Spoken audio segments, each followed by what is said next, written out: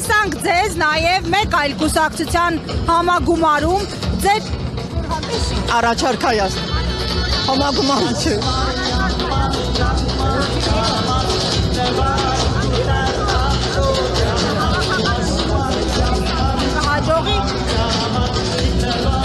Ես կարծում եմ խնդիրը ոչ միայն հավաքական ընդդիմությունն է, այլ նաև ընտրողը, այսինքն Հայաստանի Հանրապետության քաղաքացին, որը պետք է տեսնի այդ այլընտրանքը եւ համոզված եմ, որ ընդդիմադիր, այսինքն ոչ թե ընդդիմադիր, ես կարծում հայկական պետական օրակարգի անունից հանդես եկող քաղաքական բոլոր ուժերը պետք է հիմա շատ է խոսում, չէ, միասնության մասին, կարողանան իսկապես համախմբվել եւ այն հարցը, որը օդում կախված է եւ բոլորին հուզում է, թե հունիսի 7-ին սովորական ընտրություն է լինելու թե ոչ, կարծում եմ բոլորի համար լուծված է։ Լինելու է գոյաբանական, այսինքն հայկական արժեքների ընտրություն։ Եվ եթե ընտրողը տեսնի դա, տեսնի հավաքական կապ, ապա Հայաստանի երրորդ հանրապետությունը ոչ միայն շարունակվելու է, այլ նաև Արցախյան գոյամարտն էլ է շարունակվելու։ Հանրահավաքի նպատակը ինչ է, ինչ պետք է ցույց տանել։ Հանրահավաքի հիմնական նպատակը իհարկե երևի թե կասեն կազմակերպողները, ես կազմակերպողը չեմ, բայց ես կարծում սա եւս հնարավորություն է ընձեռել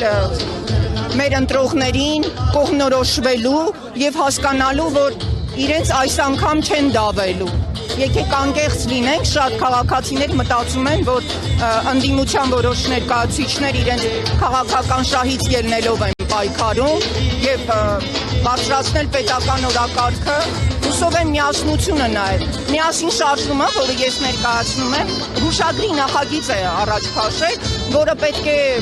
տեսեք, ընդդիմադիր քաղաքական ուժերը չմիավորվեցին, չէ՞, բայց հիմա գոնե կարելի է հայտարարել, որ ընտրությունների գնում են միասնական վերահսկմամբ, այսինքն ընտրատեղամասերում գտնվող բոլոր ընդդիմադիր դիտորդները կամ այդ հսկող անձինք պայքարելու են բոլորի իրավունքների համար, ոչ միայն իրենց նեղ կուսակցական շահերի համար, հետընտրական ընթացքում, եթե լինելու են խնդիրներ, էլի միասին են դուրս գալու եւ ամենակարևորը քաղաքացիական պայմանագրի հետ կոալիցիա չեն ստեղծելու։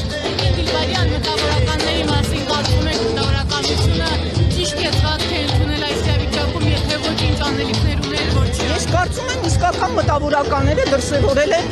համապատասխան կեցված, որը համապատասխան է հայրենատիրությանը։ Իսկ նրանք, ովքեր դա չունեն, ուրեմն նրանք մտավորականներ չեն։ Միայն անունը հոգի նշանակում մտավորականներ։ Իսկական մտավորականը Հայաստանի Հանրապետության, Արցախի որպես Հայաստանի անբաժան հատվածն է եւ հայոց պետականության կողքին է։ Ինչ կարծիք ունեք։ Գիտեք, անկեղծ ասած,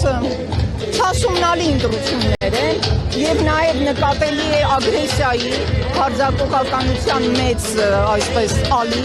ընդդեմ ընդդիմության եւ դա կարելի է բացատրել միայն նրանով, որ Նիկոլ Փաշինյանը տեսնում է ոչ միայն բազմաբնակարան շենքերում իր առաջ դուրն են փակում, երբ ուզում էին դուրս գալ, այլ նաեւ այն գաղափարաբանությունը, այն ճիշտ Հայաստանի, որի պատկերն էլ իր կրծքին ամրացրել եւ շրջում է, Հայաստանի քաղաքացուն չեն անում։ Եվ ժողովուրդը ուզում է ընտրությամբ իշխանությունը վերադարձնել ինքը բնականաբար դիմադրում է, այստեղից է, գիտեք, իսկապես զորեղ, իր հաղթանակին հավատացող մարդը